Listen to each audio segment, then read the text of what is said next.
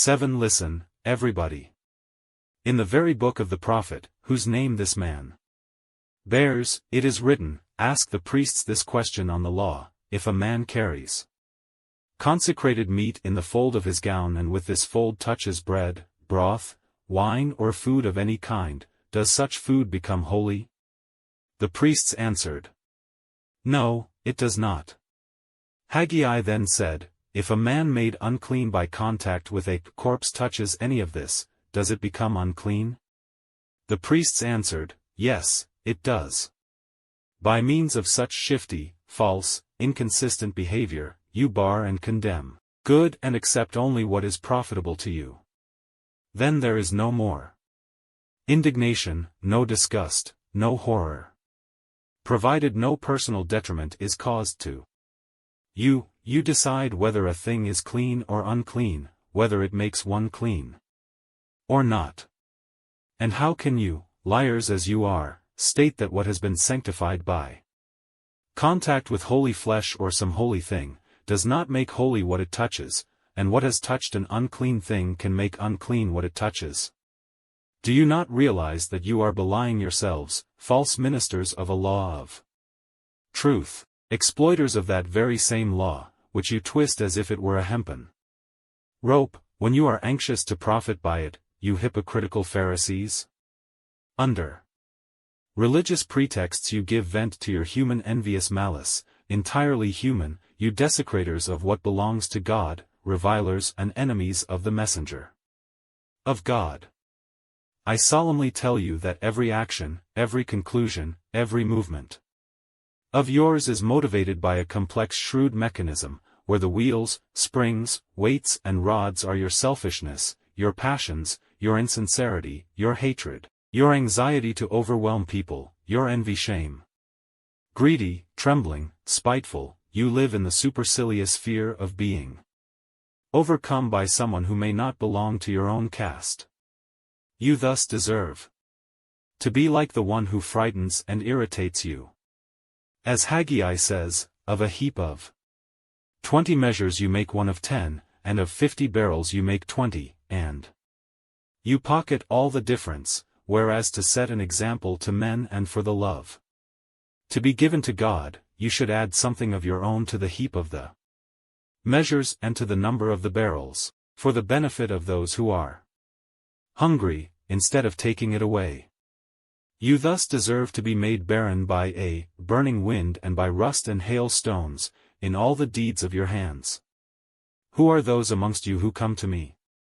Those whom you consider dung and filth, who are so ignorant that they do not even know that there is a true God. They come to the one who brings them that God, who is present in his deeds and in his words. You, instead, have built a niche for yourselves and you stay in there, as arid and cold as idols awaiting incense and worship. And since you consider yourselves gods, you deem it useless to think of the true God, as one should think of him, and you consider dangerous that other people, who are not like you, should dare what you do not dare.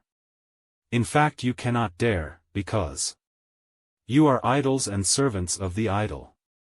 But he who dares, can do it, because not he, but God works in him. 8 Go. Tell those who sent you to spy on me, that I disdain merchants who do not feel contaminated if they sell goods or their fatherland or the temple to those from whom they receive money. Tell them that I feel disgusted at the brutes, who worship only their own flesh and blood, for the recovery of which they do not consider the contact with a foreign doctor to be contaminating. Tell them that the measure is the same for everybody and that there are not two measures.